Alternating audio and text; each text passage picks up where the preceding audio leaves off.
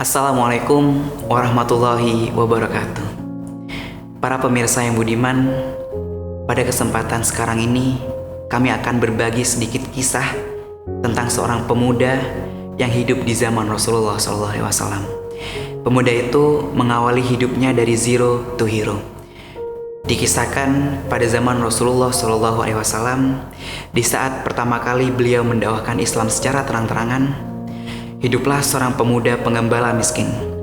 Pemuda itu terlihat sangat kecil, lemah, dengkil.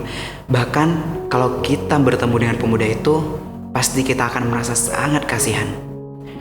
Di saat pemuda-pemudi Arab lainnya sedang mengasyikkan diri, berlatih dengan pedang, bermain pedang, dan berhias diri untuk menyambut hari raya, tapi apalah daya dengan pemuda itu yang hanya bisa mengandalkan upah seharinya dari mengembala itu saja untuk memenuhi kebutuhan pokok sehari itu saja.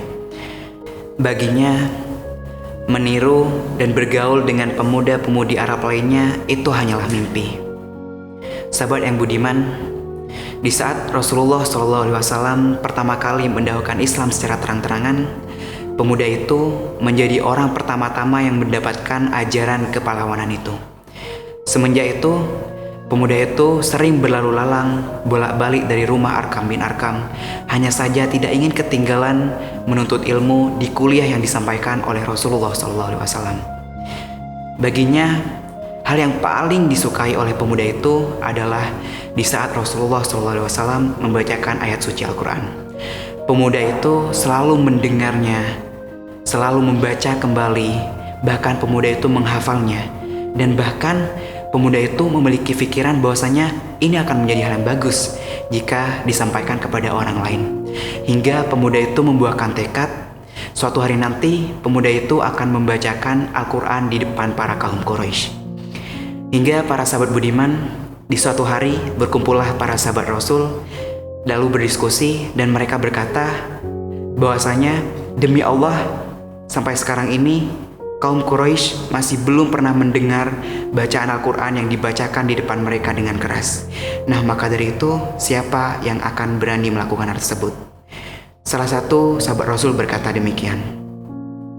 Lalu mendengar hal tersebut, seluruh para sahabat yang berkumpul pada forum itu, para majelis itu, semuanya terdiam dan saling tatap-tatapan satu sama lain. Lalu itulah kesempatan emas bagi pemuda itu untuk membuka langkahnya yang besar. Saat itu, wajah pemuda itu terlihat sangat capek sekali.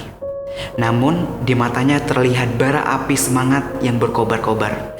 Hingga pemuda itu berkata, "Aku saja," sambil mengangkat tangannya dan dengan senyumnya yang tegas.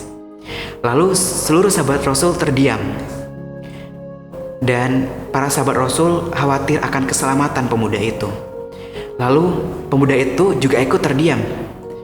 Namun hal tersebut tidak mematahkan semangat pemuda itu. Lalu pemuda itu kembali lagi dengan senyumnya yang tegas, lalu berkata, "Biarkan saja, tak perlu risau. Aku yakin Allah pasti mendukungnya." Dengan keyakinan tersebut, pemuda itu pada suatu saat lalu dengan langkahnya yang gagah menyusuri jalan Mekah. Hingga di depan pemuda itu terdapat bangunan balai parlemen Quraisy.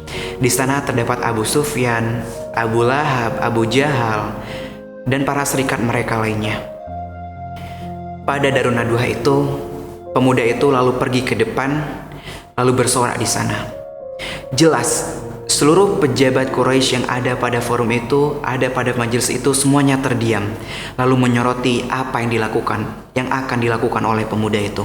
Lalu di saat dengan kondisi yang diam, pemuda itu lalu mulai aksinya.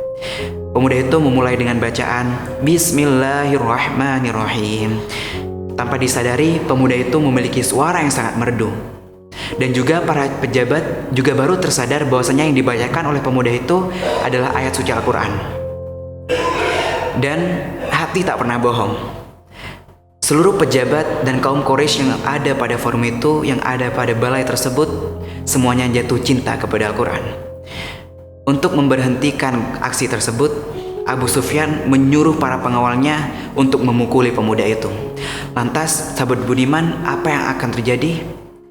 Lalu pemuda itu terus membaca Al-Quran, terus membacanya walaupun harus dipukuli hingga babak belur.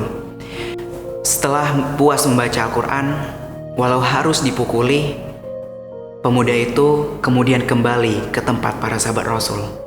Dengan langkahnya yang goyah, tubuhnya yang lemah, tambah terlihat lemah, dengan luka-luka memar di wajahnya, pemuda itu tiba di tempat para sahabat Rasul.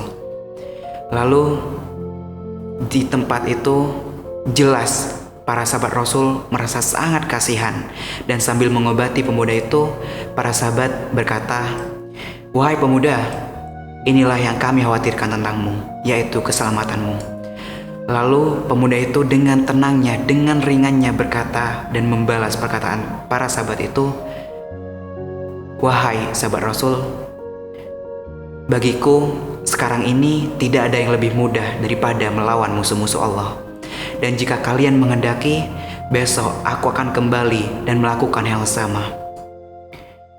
Semenjak perjalanan itu, ada api keyakinan yang memasuki hati pemuda itu. Hingga pemuda itu mendapatkan kesempatan, mendapatkan kehormatan, dibacakan langsung sebanyak 70 surat suci Al-Quran dari lisan yang mulia Nabi.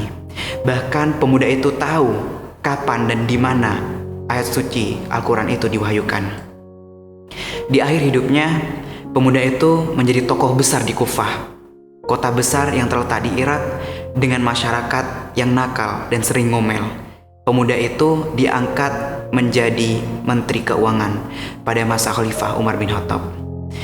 Sahabat yang budiman, pemuda itu adalah Abdullah bin Mas'ud. Pemuda yang mengawali hidupnya dari zero to hero, dari nol hingga menjadi pahlawan, dari seorang pengembala miskin, kurus, hingga berani membacakan Al-Quran di depan para kaum Quraisy, dan mengakhiri hidupnya dengan menjadi Menteri Keuangan pada zaman Khalifah Umar bin Khattab. Para sahabat yang budiman, dari dia kita bisa belajar bahwasanya keyakinan, keteguhan, kerja keras dan kesabaran dalam meraih sesuatu itu akan menghasilkan kemenangan-kemenangan yang hebat setelah kita memperjuangkannya. Barakallahu fikum. Wassalamualaikum warahmatullahi wabarakatuh.